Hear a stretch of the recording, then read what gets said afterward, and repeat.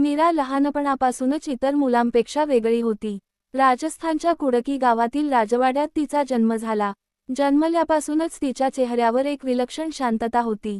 राजवाड्यातील ज्येष्ठ मंडळी म्हणायची, ही मुलगी साधी नाही. हिच्या डोळ्यांत काहीतरी वेगळे तेज आहे. राजवाड्यात ऐश्वर्याची कमतरता नव्हती. सोन्याचे झुंबर, संगमरवरी महाल, सेवकांची वर्दळ आणि राजेशाही थाट. पण मीरेचे मन या सर्वांमध्ये कधीच रमले नाही. ती अनेकदा एकटीच आकाशाकडे पाहत बसायची, जणू कुणाची तरी वाट पाहत होती. एक दिवस तिच्या काकांनी द्वारकेहून परतताना श्रीकृष्णाची एक सुंदर मूर्ती आणली. निळसर वर्ण, मोरपिसांचा मुकुट, हातात बासरी आणि ओठांवर मोहक स्मित.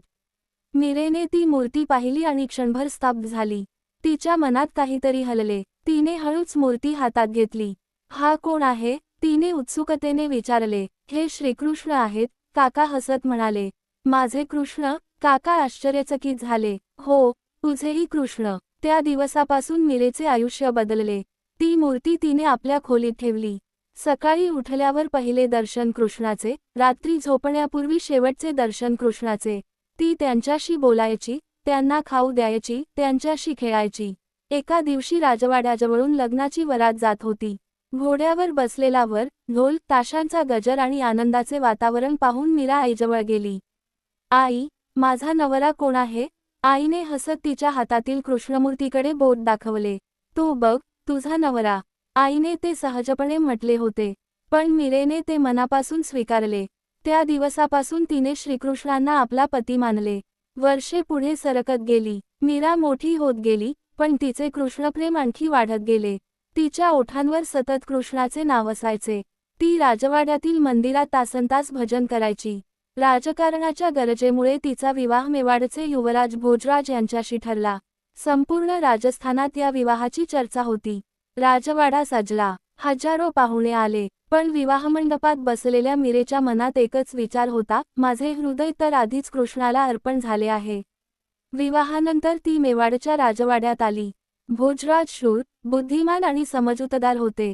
त्यांनी लवकरच ओळखले की मीरेचे मन सामान्य संसारात नाही. एकदा भोजराजांनी विचारले, मीरा, तुला कधीच राजसत्तेचा मोह वाटत नाही का? मीरा मंद हसली. राजसत्ता क्षणभंगूर आहे महाराज, पण कृष्णाचे प्रेम शाश्वत आहे. भोजराज तिच्या उत्तराने थक्क झाले. राजवाड्यातील अनेकांना मात्र मीरेची भक्ती आवडत नव्हती. राजघराण्याची सून मंदिरात जाऊन साधू संतांसोबत भजन करते, नाचते, गाते, हे त्यांना मान्य नव्हते. एकदा राजपरिवारातील एका स्त्रीने रागाने विचारले, तुम्ही राजघराण्याची प्रतिष्ठा विसरलात का? मीरा शांतपणे म्हणाली, प्रतिष्ठेपेक्षा परमेश्वर मोठा आहे. हे उत्तर ऐकून ती स्त्री अधिकच संतापली. काळ पुढे सरकत होता, पण अचानक दुर्दैवाने भोजराज यांचे निधन झाले. संपूर्ण राजवाड्यावर दुःखाची छाया पसरली. सर्वांनी अपेक्षा केली की मीरा विधवांच्या परंपरेनुसार उर्वरित आयुष्य जगेल. पण मीरा तशी नव्हती. ती कृष्णमूर्तीसमोर उभी राहिली आणि म्हणाली, जग म्हणते मी विधवा झाले, पण माझा खरा पती तर अजूनही माझ्यासोबत आहे. तिच्या या शब्दांनी अनेकांच्या मनात संताप निर्माण झाला. मीरेवर निर्बंध वाढू लागले. मंदिरात जाण्यावर आक्षेप घेतले जाऊ लागले. तिच्या भजनावर बंदी घालण्याचा प्रयत्न झाला. पण जितका विरोध वाढत गेला तितकी तिची भक्ती अधिक दृढ होत गेली. असे म्हणतात की एकदा तिला विषाचा प्याला पाठवण्यात आला. संदेश आला की हा श्रीकृष्णाचा प्रसाद आहे. मीरेने तो प्याला हातात घेतला. तिने डोळे मिटले. हे कृष्णा, जर हा तुझा प्रसाद असेल तर मी आनंदाने स्वीकारते. तिने विष प्राशन केले. सर्वजण वाट पाहत राहिले, पण काहीच झाले नाही. मीरा पूर्वीप्रमाणेच शांत बसून भजन करू लागली. हा चमत्कार पाहून लोक स्तब्ध झाले. काही दिवसांनी तिच्याकडे एका टोपलीत फुलांचा हार पाठवण्यात आला, पण त्या टोपलीत विषारी साप होता. मीरेने टोपली उघडली. आत साप नव्हता, तेथे सुंदर फुलांचा हार पडला होता. लोकांच्या मनात भीती आणि आदर दोन्ही निर्माण झाले. मीरेला आता समजले होते की राजवाड्यात राहून ती कृष्णभक्तीचे कार्य करू शकणार नाही. एका पहाटे तिने निर्णय घेतला. ती कृष्णमूर्ती हातात घेऊन राजवाड्याच्या मुख्य दरवाजाकडे निघाली. मागे भव्य महाल उभा होता. समोर अज्ञात वाट होती. तिने शेवटचा एकदा मागे वळून पाहिले. हे सर्व तुमचे होते, तुमच्याकडेच राहू द्या. मला फक्त माझा कृष्ण हवा आहे. आणि ती निघून गेली. आता तिचे आयुष्य एका भटक्या संतासारखे झाले. ती गावोगावी फिरू लागली. वृंदावन, मथुरा, गोकुळ, द्वारका, जिथे जिथे कृष्णाच्या आठवणी होत्या तिथे तिथे ती पोहोचली. रस्त्यावर चालताना ती भजन गायची. तिचा आवाज ऐकून लोक थांबायचे. काहींच्या डोळ्यांत अश्रू यायचे, काही तिच्या मागे भक्त बनून चालू लागायचे. तिच्यासाठी कृष्ण हा देव नव्हता, तो तिचा प्रियकर, मित्र, पती आणि सर्वस्व होता. एका रात्री वृंदावनात ती यमुनेच्या तीरावर बसली होती. चंद्रप्रकाश नदीवर चमकत होता, मंद वारा वाहत होता. ती डोळे मिटून म्हणाली, कृष्णा, लोक म्हणतात तू अदृश्य आहेस, पण मला तू प्रत्येक श्वासात जाणवतोस. प्रत्येक वाऱ्याच्या झुळुकीत तुझा स्पर्श आहे, प्रत्येक सुरात तुझी बासरी आहे. तिच्या डोळ्यांतून अश्रू वाहू लागले.